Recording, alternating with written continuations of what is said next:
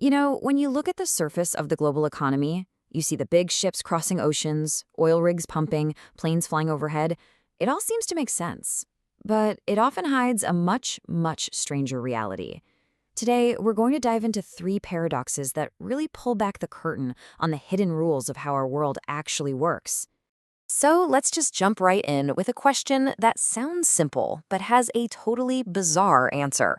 Why on earth does America throw away thousands upon thousands of these perfectly good multi-ton steel shipping containers every single year?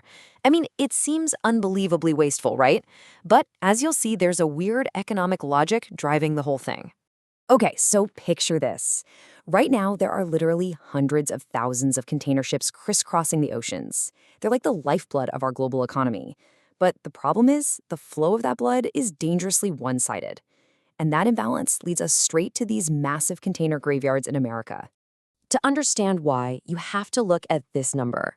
In 2023 alone, China had a trade surplus of $823 billion. And look, that's not just some abstract figure on a spreadsheet. That is a tidal wave of physical goods, all packed into steel boxes, flowing out of China and flooding ports all over the world, especially in the United States.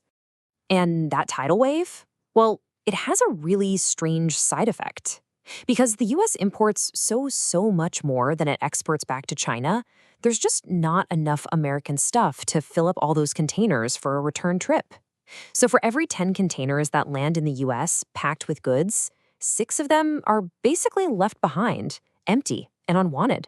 So you're probably thinking, okay, but why not just send the empty ones back? And this is where the math gets really weird. It costs a shipping company about $3,000 in fuel, port fees, and logistics to haul an empty container all the way back to China. But guess what? They can build a brand new one in China for only $2,000. It is literally $1,000 cheaper to just abandon a perfectly good container in America and make a new one from scratch. So these containers aren't just trash. They're a physical symptom of this totally lopsided economic balance. They get a second life, sure, repurposed as cheap storage units, pop-up offices, sometimes even homes. But for the rest, they're just melted down for their 2 tons of steel. It's a pretty strange end for a box that just sailed halfway across the world. Now, that kind of imbalance in global trade can have some really weird effects inside a country's borders too, and that brings us to our second paradox. This one isn't about what America imports, but about a resource it has more of than anyone else on the planet: oil. This is one of the biggest head-scratchers in the entire energy world. The United States produces more crude oil than any other country. I'm talking more than Saudi Arabia, more than Russia, and yet at the same time, it's also the second largest importer of foreign oil. It's kind of like a farmer who grows more wheat than anyone on earth, but still has to go out and buy bread from his neighbors. It makes no sense. Or does it? So how can this possibly be true? Well, the answer isn't simple, but it really boils down to 3 key things that are all tangled up together: the chemistry of the oil itself, the logistics of actually moving it around, and a piece of legislation that's over 100 years old. First up, chemistry. See, not all oil is created equal. The stuff that's gushing out of American wells today, mostly from shale, is what they call light sweet crude. But here's the catch. Most of America's massive oil refineries were built decades ago, and they were specifically designed to process heavy, sour crude, the kind that, for years, the U.S. was importing from places like Mexico and Venezuela.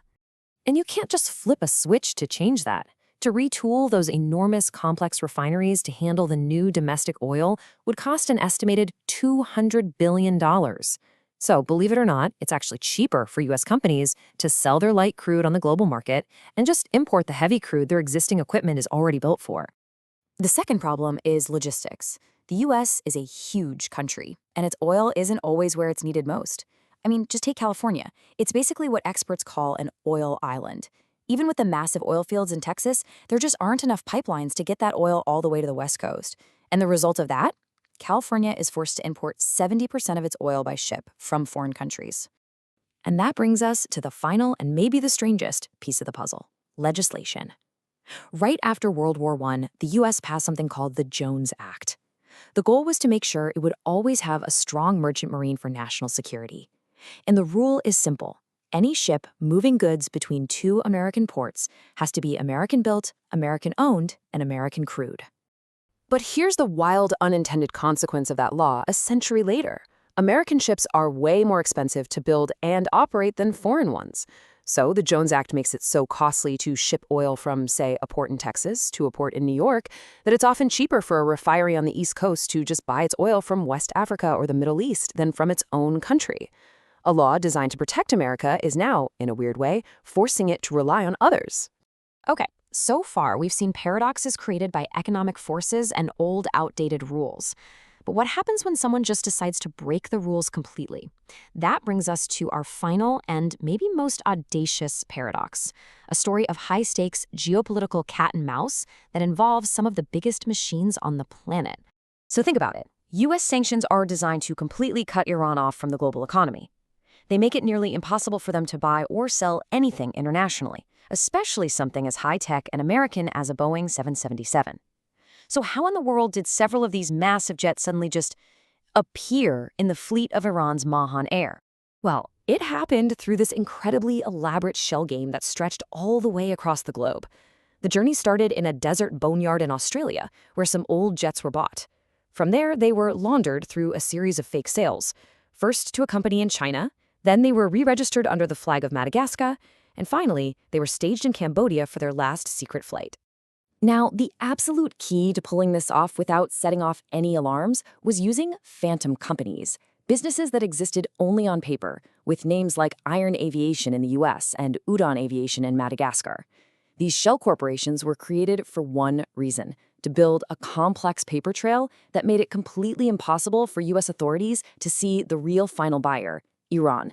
The real climax of this whole operation came during that final flight. The planes filed a fake flight plan, saying they were going from Cambodia to Kenya for maintenance work. But then, as they flew over the loosely monitored airspace of Afghanistan, they just went silent. They turned off their transponders, vanishing from global tracking systems, before quietly reappearing and landing in cities all across Iran. And here's the final incredible twist. Now that the planes are physically in Iran, there's almost nothing the US can do about it. Thanks to something called the Chicago Convention, a major international aviation law, countries cannot block civilian aircraft from using their airspace or landing as long as they aren't at war. The smuggled jets are now basically protected by the very international system that they just tricked. So what do these three stories, discarded containers, misdirected oil, and smuggled jets, really tell us? Well, they show that for every official rule we have in our global system, there are these powerful economic, logistical, or even legal workarounds that are constantly shaping our world in ways we never even see.